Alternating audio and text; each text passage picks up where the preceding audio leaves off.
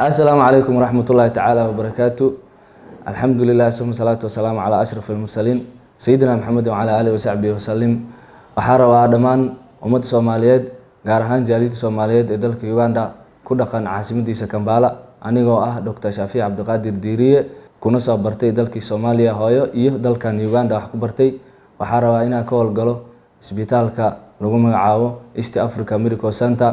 waxaa ugu bashaareynaa jaaliyadda Soomaaliyeed ee ku dhaqan dalka Uganda inay nagu soo booqdaan 24 hours dhaqaatiir Soomaaliyeed oo luqadiina ku hadlaysa oo adeegyo badan oo caafimaad idin haysa sida dhakhtarka caruurta cudurrada guud dadka waaweyn baaritaanada guud sida hooyada uurka leh check upkeeda iskaanka dhakhtarka ilkaha iyo gudniinka talaalka iyo check up guud qofka isku sameynaya gaar ahaan qaliimada yaryarka sida gudniinka burooyinka iyo qaliinka haweenka ee uurka leh lagu qalayo cesarean section loo yaqaano iyo herniyada.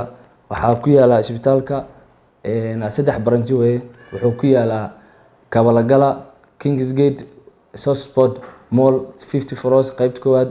qaybta labaad wuxuu ku yaalaa Indeba near Post Bank Lubia Complex.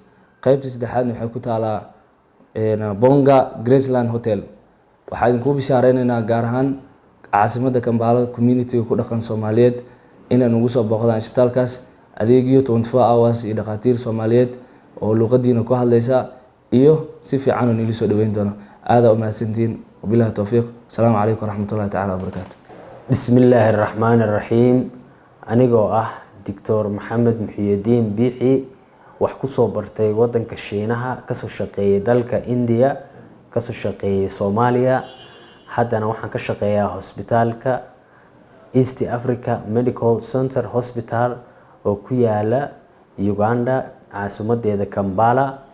hospitaalku wuxuu idin hayaa serviceyo badan ay ka mid tahay dhaqaatiirta caruurta dhaqaatiirta dadka waaweyn caafimaadka ilkaha xanuunada faafa waa hospitaalka lagu daaweynaya sidoo kale laboratoryga xanuunada guud check upka qofkii check up medical check up isku sameynaya hospitaalka serviceka uu hayaa sidoo kale ultrasoundka computerka uurku jirta hospitaalka waa laga helayaa family planningka waa hospitaalka waa laga helayaa skin care xanuunada maqaarka in la daryeelo iyo skinka daryeelkiisa hospitaalka waa laga helayaa sidoo kale talaalka gudniinka waxyaabahaas oo dhan iyo shaybaar casri ah laboratoryal casri ah baa hospitaalka yaal.